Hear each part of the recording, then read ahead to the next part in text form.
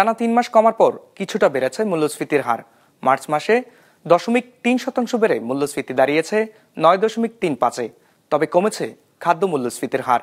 বিশ্লেষকরা বলছেন, মূল্যস্ফীতি নিয়ন্ত্রণে সরকারের নেওয়া পদক্ষেপে বাস্তবায়ন না হয় এমন পরিস্থিতির সৃষ্টি হয়েছে। রঞ্জিবুল মিজানের রিপোর্টে বিস্তারিত। 250-টিরও বেশি ডিজাইন অপশন নিয়ে ওয়ালটন স্মার্ট ফ্রিজ, বোঝে আপনার প্রয়োজন। দেশের মানুষের জীবনযাত্রার ব্যয় আরও বেড়েছে। পরিসংখ্যান ব্যুরোর হিসেবে চলতি বছরের শুরু থেকে মূল্যস্ফীতির হার কমতে থাকলেও মার্চ মাসে এসে আবারও বেড়েছে।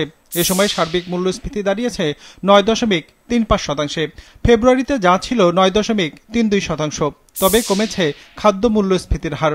মাসের ব্যবধানে 0.31% কমে নেমেছে 8.93%। খুব যে কমছে না, আলহামদুলিল্লাহ মানুষের সহনীয় পর্যায়ে আছে, মোটামুটি ভাবে আছে। হ্যাঁ, কিছু কিছু নতুন তরকারি যেগুলো এগুলোর দাম একটু বেশি, আর ওই অন্য তরকারিগুলো এগুলো মানে ঠিকই আছে, ভালো আছে। ভালো, গত মাসেও যেটা আছিল ভালো, তার আগের মাসেও মোট কথা অনেক স্বস্তিতে আছি আমরা। খাদ্য মূল্যস্ফীতি কমলে 0.32% বেড়েছে খাদ্য বহির্ভূত মূল্যস্ফীতির হার, দাঁড়িয়েছে 9.70%, যা আগের মাসে ছিল 9.38%। এই সময়ে বেড়েছে গ্রাম আর শহর অঞ্চলে খাদ্য বহির্ভূত মূল্যস্ফীতিও।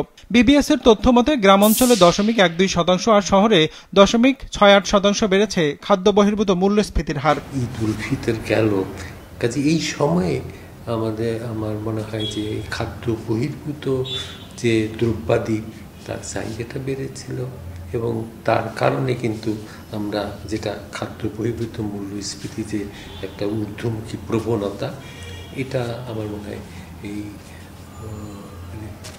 উচ্চ হারে রিমিটেন্স আসা এবং তার পরবর্তীতে চাহিদা বৃদ্ধি এবং তার মূল্যের উপরে তার একটা যে প্রভাব, এটা একটা বড় কারণ। তথ্য বলছে মার্চে মজুরির হার কিছুটা বেড়েছে আগের মাসের তুলনায়। 0.3% বেড়ে উঠেছে 8.15%। তবে মজুরি যতটা বেড়েছে তার থেকে বেশি বেড়েছে জিনিসপত্রের দাম। ফলে আয়ের সাথে ব্যয়ের হিসেবে তাল মেলাতে পারছে না সাধারণ মানুষ, এমনটাই বলছেন বিশ্লেষকরা। সামগ্রিকভাবে মূল্যস্ফীতি নিয়ন্ত্রণ করার জন্যে বাংলাদেশ ব্যাংক বা সরকার যে বিভিন্ন রকম পদক্ষেপগুলো নিয়েছে, সেগুলো যে খুব একটা মূল্যস্ফীতির উপরে প্রভাব এখন পর্যন্ত ফেলতে পেরেছে তার কিন্তু কোনো প্রমাণ দেখা যায় না। বিবিএস এর হিসাবে মার্চ মাসে কৃষি ও সেবা খাতের মজুরি বেড়েছে 0.3% করে, আর 0.2% মজুরি বেড়েছে শিল্প খাতে।